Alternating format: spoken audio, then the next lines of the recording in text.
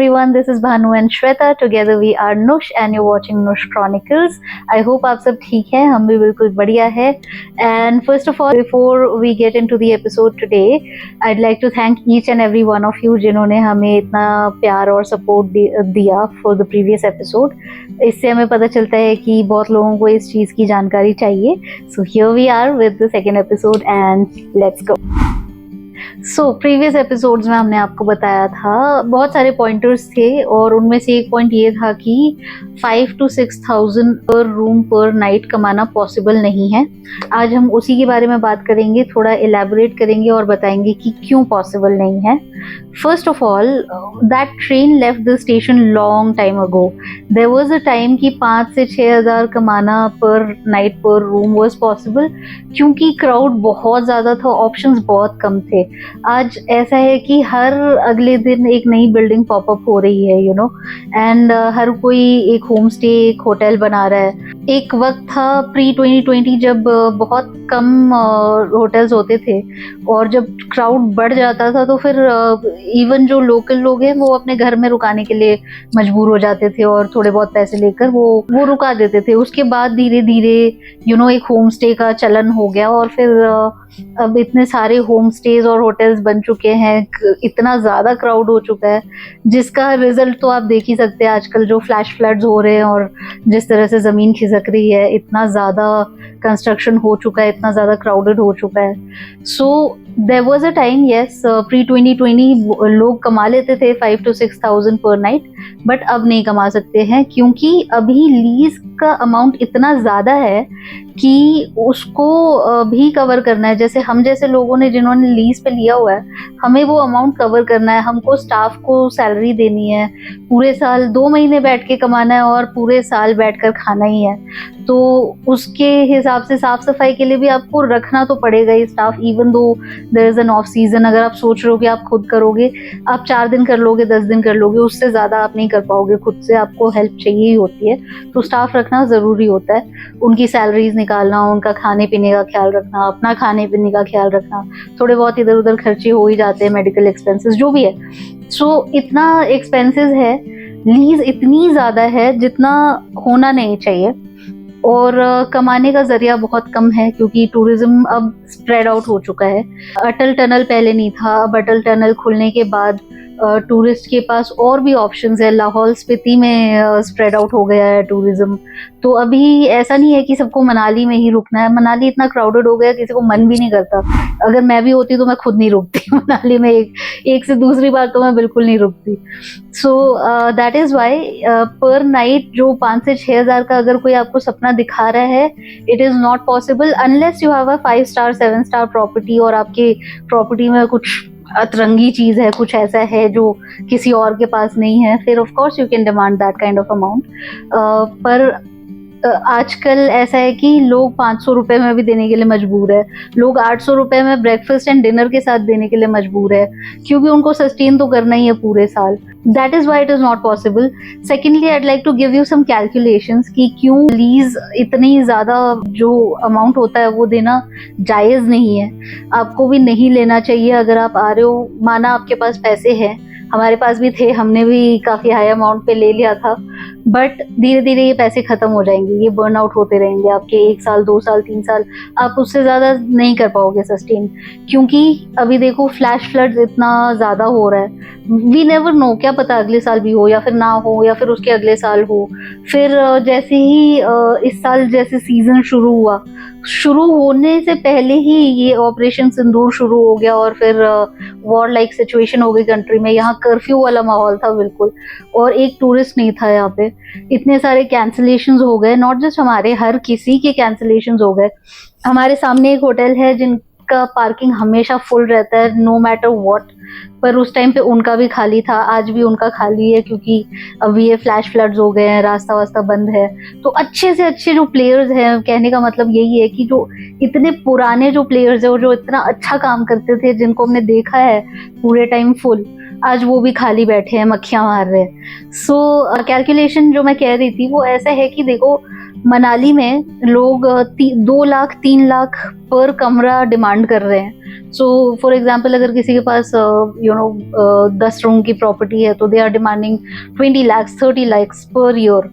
और अगर आप बैंगलोर से हैं तो लीज का मैं आपको ये समझा दूं कि लीज का अमाउंट आपको वापस नहीं मिलता जैसे बैंगलोर में मिलता है। यहाँ पे लीज का मतलब रेंट ही समझो, आप वो पे करते हो और फिर उसके बाद आप भूल जाओ, वो पैसे आपको वापस नहीं देने वाला कोई डिपॉजिट। वो आपका ईयरली रेंटल है जो आपको हर साल देना है to the owner of the property. इतना कमाना पॉसिबल इसलिए नहीं है क्योंकि देखो हर किसी ने ना कैलकुलेट कर रखा है। अगर मैं ओनर हूँ ना, मैंने कैलकुलेट कर रखा है कि साल में इस बिल्डिंग की पोटेंशियल 8 से 10 लाख की है, तो मैंने लीज अमाउंट भी वही रख दिया है। सामने वाला मुझे वो पैसे दे दे और फिर मैं टेंशन फ्री हो जाऊं। अब सामने वाला कमाए ना कमाए वो उसका झमेला है, उसकी झंझट है, वो हमें उससे कोई मतलब नहीं है। ये जैसे कि मैंने आपको बताया कई बार 500 600 ऐसे दे सकते हैं हम, हमको देना पड़ता है मजबूरी में क्योंकि एक टूरिस्ट नहीं भटक रहा है इस एरिया में। सो सैलरी तो निकालनी ही है, अपने खाने पीने का खर्चा निकालना ही है। तो ये सिचुएशन इतनी खराब हो जाती है कई बार कि हमको करना ही पड़ता है। I want you to grab a pen and a paper और कैलकुलेट खुद करो आप कि क्या है अमाउंट। आज हम एग्जाम्पल लेंगे, वैसे तो लोग 1.5 लाख से 3 लाख रुपए पर कमरा डिमांड कर रहे हैं आजकल मनाली में। तो अगर आप हम 2 लाख पकड़ते हैं कि 2 लाख का आपने पर रूम लिया हुआ है। फॉर एग्जाम्पल आपने 10 कमरे की एक प्रॉपर्टी ले रखी है, so you are paying 20 lakhs per year, ठीक है। अब 2 लाख के ऊपर हम कैलकुलेट करेंगे कि आपका क्या कॉस्ट निकलेगा, ठीक है। आजकल जो मार्केट रेट है वो मैं आपको बताती हूँ। 3000 समझ लो आपकी बेस्ट केस सिनेरियो में, जब टूरिज्म बहुत पीक पे है, मतलब बहुत भीड़ चली हुई है और आप अच्छा अमाउंट चार्ज कर रहे हो, तब आप 3000 रुपीज चार्ज कर रहे हो। इसमें आप 3000 पर नाइट पर room with breakfast and dinner दे रहे हो, ओके। तो इसमें से मान लो आपका कॉस्ट जाएगा 800 रुपए, 800 से 1000 चला जाता है डिपेंडिंग ऑन कितनी लॉन्ड्री जा रही है एंड ऑल। तो 800 रुपए हम पकड़ के चलते हैं, आपने 3000 चार्ज किया हुआ है विद ब्रेकफास्ट एंड डिनर। 800 में आपको ब्रेकफास्ट एंड डिनर प्रोवाइड करना है, आपको लॉन्ड्री करवानी है, आपकी क्लीनिंग चार्जेस हैं, electricity, water charges, everything is calculated. अगर हम बेस्ट केस सिनेरियो में देखिए, बचे आपके पास 2200 ओनली, ठीक है। अगर हम 2200 को 45 से मल्टीप्लाई करते हैं, बिकॉज देखो पूरे 60 दिन का सीजन तो चलता नहीं है, मई जून कहते हैं बट इतना चलता नहीं है।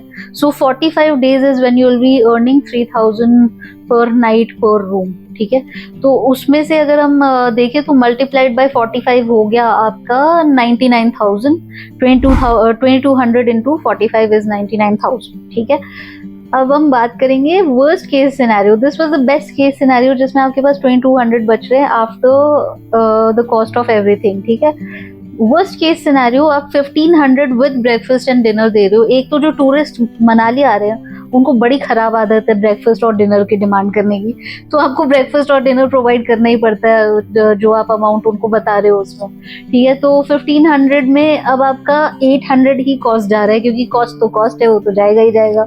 सो 800 अगर आप निकाल दें 1500 में से, यू विल ओनली गेट 700 पर नाइट पर रूम मल्टीप्लाइड बाय 4500। ये मैं वर्स्ट केस सिनेरियो बता रही हूँ, जब टूरिज्म ना ज्यादा है ना कम है, बस चल रहा है, काम चलाने वाला काम चल रहा है।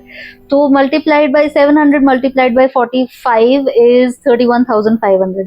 पहले वाला था 99,000, नाउ 31,500। अब आप खुद ही कैलकुलेट कर लो क्योंकि मेरे पास कैलकुलेटर नहीं है, बट आई नो कि this is not reaching 2 lakhs also. तो अब आप बताओ कि आपका क्या प्रॉफिट है, इसमें क्या लॉस है और कितना आ रहा है टोटल। आपने 2 लाख रुपए पे किए हैं पर आप कमा नहीं रहे हो उतना, और आप कमा भी नहीं सकते हो, ये मैं आपको बता के दे सकती हूँ, क्योंकि इतना ज्यादा कंपटीशन है ना। अगर आज आपने 3000 में दिया, आपका कॉम्पिटिटर 2500 में देने के लिए रेडी बैठा हुआ है। कोई अगर वॉक इन में आ रहा है, वो 4 जगह पूछते हुए आएगा, वो डायरेक्ट आपके साथ डील करे in your first 3 years is not possible. बहुत अभी 3 साल तो आपको लगते ही है पूरा अपना नाम सेटअप करने में, आपका बिजनेस बिल्ड करने में, एक SEO बनाने में। जब कोई सर्च करे तो आपका गूगल पे पहले आए, तो इन सब चीजों में टाइम लगता है। अब मान लो आपने 2 साल 3 साल, अब आपका कॉम्पिटिटर मतलब आपसे कम में देने के लिए रेडी बैठा हुआ है मार्केट में, आपने जाके बोला कि सामने से मेरे को 3,000 दे रहे हैं, तो कॉम्पिटिटर बोलेगा चलो 2500 दे दो मेरे पास आ जाओ, तो आप वहीं जाओगे। सो this is what happens during the season end off season. तो इतना कमाना मुश्किल ही नहीं, नामुमकिन है, क्योंकि जैसा कि मैंने आपको बताया 2 महीने ही आप काम कर रहे हो पूरे साल में मिला के, अगर मैं बोलूँ आप 2.5 महीने काम कर ले रहे हो, ठीक है। बाकी के टाइम आपको बैठकर खाना है, बाकी के टाइम आपको बैठकर सैलरीज देनी है और कुछ नहीं करना है, आप कुछ कर भी नहीं सकते हो क्योंकि सिचुएशन ही ऐसी है। अभी भी जैसे ट्रैकर्स चले हुए थे बट उनकी ट्रैकिंग तक कैंसिल हो गई क्योंकि सिचुएशन इतना खराब हो चुका है, इतनी बारिश हो रही है। तो नेचर, ये पूरी जगह नेचर पे डिपेंडेंट है, तो अगर नेचर ही साथ ना दे तो आप भी कुछ नहीं कर सकते हो। प्लस ये जो मार्केट में लोग बैठे हुए हैं, जो आपके कंपटीशन में बैठे हैं, ये भी आपको सर्वाइव करने के लिए देंगे नहीं। इसमें भी वो भी बहुत अड़चने डालते हैं, जिसके बारे में हम किसी और दिन बात करेंगे कि क्या क्या चैलेंजेस और होते हैं। बट आज के लिए ये था कि I wanted to give you the cost that you will incur in your first 3 years। अगर आपके पास इतना पैसा है कि आप बैठकर सर्वाइव कर सकते हो उतने पैसे में, फिर तो आओ, कोई प्रॉब्लम नहीं है, कोई दिक्कत नहीं है। I just want to give you an information.